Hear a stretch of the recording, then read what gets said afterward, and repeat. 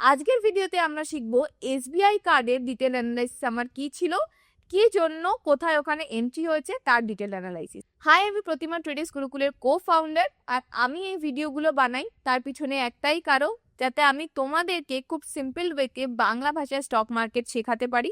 তো আজকে আমারই একটা ট্রেড নেওয়া, যেটা এসবিআই কার্ড, ওর ডিটেল অ্যানালাইসিস তোমাদেরকে শেখাতে চলেছি, যাতে তোমরা প্রপারলি বোঝো যে কিভাবে আমি অ্যানালাইসিস করি, কিভাবে আমি এন্ট্রি প্ল্যান করি এবং কিভাবে আমি ট্রেড নিই। তো চলো শুরু করা যাক। আর একটা কথা বলে দিই, এই ভিডিওগুলো আমি করছি তোমাদেরকে আমার প্রফিট দেখাচ্ছি, মানে এটাই না যে আমি তোমাদেরকে প্রফিট দেখাচ্ছি যাতে তোমরা আমার কাছে আসো।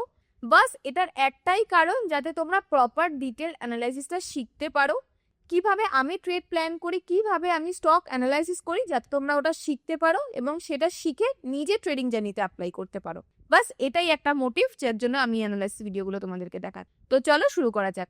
তো ফার্স্টেই স্ক্রিনে দেখো আমি এসবিআই কার্ডস এবং নিফটি 50 এই দুটো চার্ট একসাথে খুলে রেখেছি, যাতে তোমাদের কম্পেয়ার করতে সুবিধা হয় যে এসবিআই কার্ড আর ওভারঅল মার্কেট কিরকম পারফর্ম করেছে। প্রথমেই দেখো আমি এখানে এসবিআই কার্ডস এবং নিফটির চার্ট দুটো খুলে নিয়েছি, যাতে তোমাদের বুঝতে সুবিধা হয় কোনটার কম্পেয়ারে কোনটা কিরকম পারফর্ম করেছে।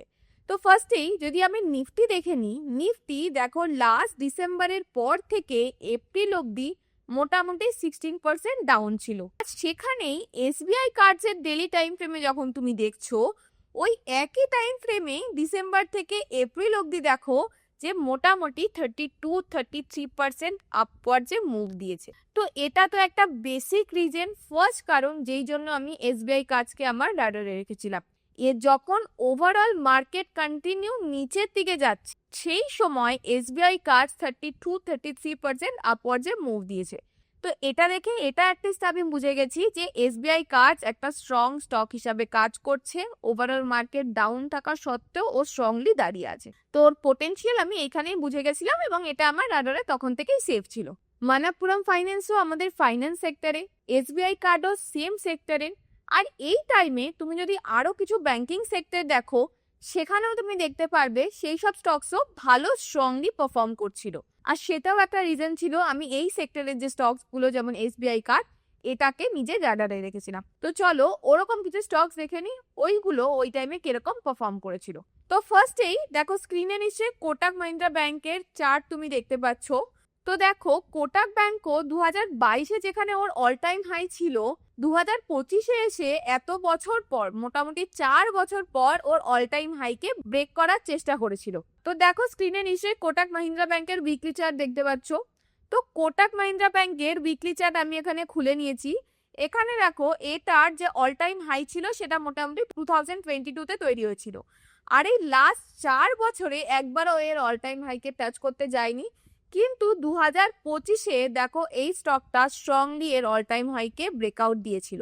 তো এটা একটা রিজন আমি বুঝতে পারছিলাম যে কোটাক মাহিন্দ্রা ব্যাংকও স্ট্রং মোটামুটি পারফর্ম করছে।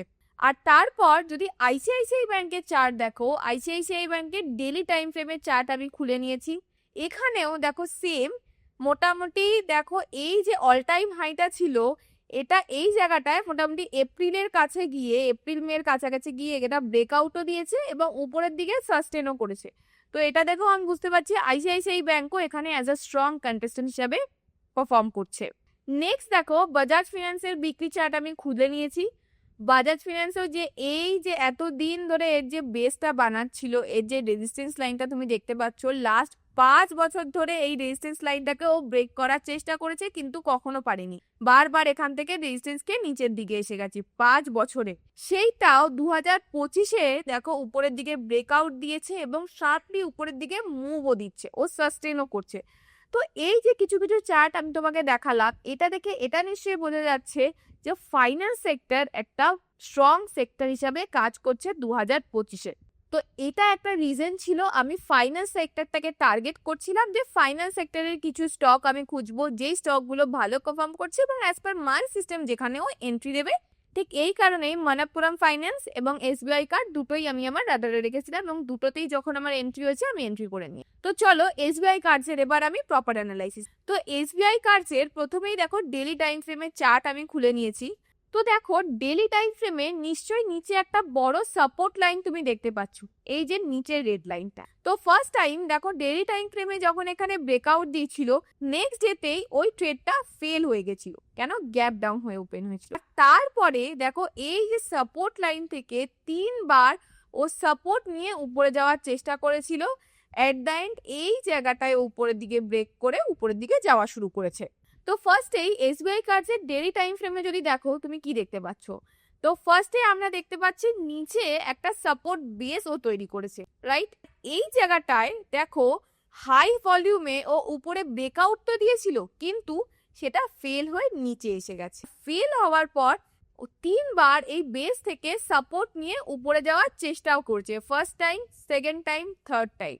3বারও ফেল করার পর এই জায়গাটায় দেখো উপর দিকে ব্রেকআউটও দিয়েছে এবং উপরের দিকেও গেছে। তো এমন না এসবিআই কার্ডের প্রথম ট্রেডে আমার কোনো ফেল হয়নি। তো ফার্স্টে আমি যেখানে ট্রেড প্ল্যান করেছিলাম সেটা হচ্ছে এই জায়গাটায়। এই জায়গাটায় তুমি দেখতে পাচ্ছ ফার্স্ট অ্যাটেম্প যেটা নিয়েছিলাম একটু উপরে গেছে, তারপরে আমার যখন গ্যাপ ডাউন হয়ে নিচে এসেছে এখানে আমার ট্রেল ডেসের হিট হয়ে গেছে। তো ফার্স্ট যে ট্রেডটা নিয়েছিলাম সেটা আমার সাকসেসফুল যায়নি। সেকেন্ড টাইম আমি ট্রেড অ্যাটেম্প করেছিলাম এই জায়গাটায়, যখন ও আবার এখানে সাপোর্ট নিয়ে উপরের দিকে যাচ্ছিল, ওই জায়গাটায় আমি ট্রেড প্ল্যান করেছি এবং যেই ট্রেডটা আমার সাকসেসফুলি এখন চলছে।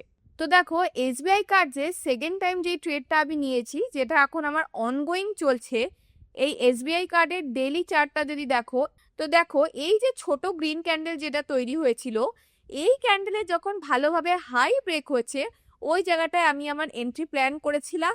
আর নর্মালি আমি যেই ট্রেড প্ল্যান করি সেগুলো খুব ছোট স্টপ লসে প্ল্যান করি, তো এটাও মোটামুটি 1.4%-এর ট্রেড আমি স্টপ লস নিয়েছিলাম। তো সেই জন্য ক্লোজলি 1:8-এর রিস্ক রিওয়ার্ড আমার টাচও হয়ে গেছে এবং অনগোয়িং এখন আমার ট্রেডটাও চলছে। তো সেকেন্ড অ্যাটেম্পটে যেখানে আমি ট্রেড নিয়েছি, এখানে ট্রেড নেওয়ার পর আমার স্টপ লস অব্দি আসেনি এবং ট্রেডটা দেখো কন্টিনিউ উপরের দিকে যাচ্ছে। সো এসবিআই কার্ডসে আমি 2 লটের ফিউচার্স ট্রেড করেছিলাম, তো যেটার মধ্যে 1 লট আমি অলরেডি এক্সিট করে দিয়েছি, যেখানে মোটামুটি আমার 68,000-এর মতো প্রফিটও বুক হয়ে গেছে। তো দেখো এখানে ফার্স্ট নাম্বারেই তুমি এসবিআই কার্ডস দেখতে পাচ্ছ, যেটা 26 মেতে আমি ট্রেড ইনিশিয়েট করেছিলাম লং সাইডে। ওপেন কোয়ান্টিটি এখন আমার 800 কোয়ান্টিটি রয়েছে, 50% ওপেন কোয়ান্টিটি। আমি তোমাদের বললাম যে 1 লট আমি অলরেডি এক্সিট করে দিয়েছি, আর বাকি 1 লটের আমার এখন ওপেন মোটামুটি 72,000-এর মতো প্রফিট চলছে, যেটা মোটামুটি 6.6 এর কাছাকাছি। আর বাকি 1 লটের আমার অলরেডি প্রফিট বুক হয়ে গেছে নিয়ার অ্যাবাউট তোমার 68। এগেন এই ভিডিওর মোটিভও আমার তোমাদেরকে কোনো প্রফিট শোকেস করা না, just to show you how we maintain our journal, কিভাবে আমরা জার্নালে প্রত্যেক মিনিটের ডেটা মেনটেন করি, not just the profit when we take the trade, what is our unrealize profit, কি কতটা প্রফিট আমি অলরেডি বুক করে নিয়েছি, কত রিস্ক রিওয়ার্ড চলছে, যাতে আমার কাছে প্রত্যেক মিনিটের ডেটা আমার চোখের সামনে থাকে। Once you analyse the trade, তুমি দেখলে যে তোমার অ্যাজ পার সিস্টেম কোথায় এন্ট্রি হচ্ছে। এমন না যে ট্রেড নিয়ে নিলে তারপর তুমি ভাবছো আরে ভুল করে সাপোর্টের জায়গায় রেজিস্ট্যান্সের ট্রেড নিয়ে নিয়েছি বা ভুল করে বড় স্টপ লস নিয়ে নিয়েছি, এটা না। Once you analysis the whole trade, তোমার কাছে পিকচার পারফেক্ট এন্ট্রি হয়ে গেল।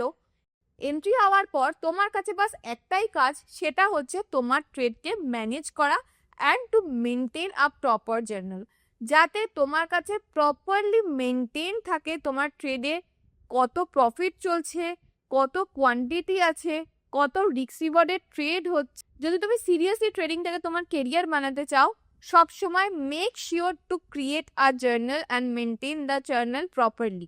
আই হোপ এই ভিডিওগুলো থেকে তোমরা শিখতে পারছো কিভাবে সিম্পল ওয়েতে, সিম্পল স্ট্র্যাটেজি দিয়ে আমি ছোট স্টপ লস নিয়ে বড় রিস্ক রিওয়ার্ডের ট্রেড প্ল্যান করছি।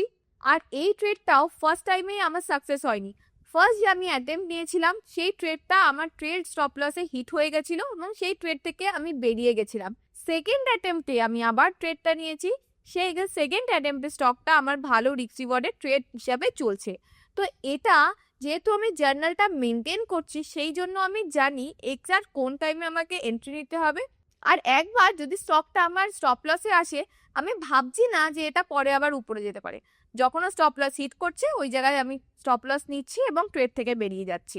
এই যে ছোট ছোট জিনিসগুলো আই থিঙ্ক তোমাকে হেল্প করবে যে বোঝার জন্য কিভাবে একটা স্টকের ট্রেড তুমি প্ল্যান করবে, কিভাবে যখন স্টপ লস যদি হয়ও কিভাবে তুমি সঙ্গে সঙ্গে ওখান থেকে বেরিয়ে যাবে, আর যদি এন্ট্রি অপরচুনিটি দেয় তো নেক্সট টাইম তুমি আবার প্ল্যান করো, হতে পারে সেকেন্ড ট্রেড তোমার সাকসেসফুল হবে। এরকম হতে পারে যে ফার্স্ট দুটো ট্রেড তোমার সাকসেসফুল হলো না, থার্ড টাইম গিয়ে তোমার সেম স্টকের ট্রেড তুমি দিচ্ছে এবং সেই ট্রেডটা তুমি সাকসেসফুলি ভালো প্রফিট বানাতে পারছো এবং ভালো রিস্ক রিওয়ার্ডে ট্রেড প্ল্যান করতে পারছো। আই হোপ এই ভিডিওটা তোমাদের ভালো লেগেছে, তোমরা বুঝতে পেরেছো আমার অ্যানালাইসিস। আর ভিডিওটা ভালো লাগলে অবশ্যই লাইক, শেয়ার এবং সাবস্ক্রাইব করে দিও। কোনো ডাউট থাকলে কমেন্ট সেকশনে জানিয়ে। তাহলে আজকের ভিডিওর জন্য এতটাই, দেখা হচ্ছে পরের ভিডিওতে। ধন্যবাদ।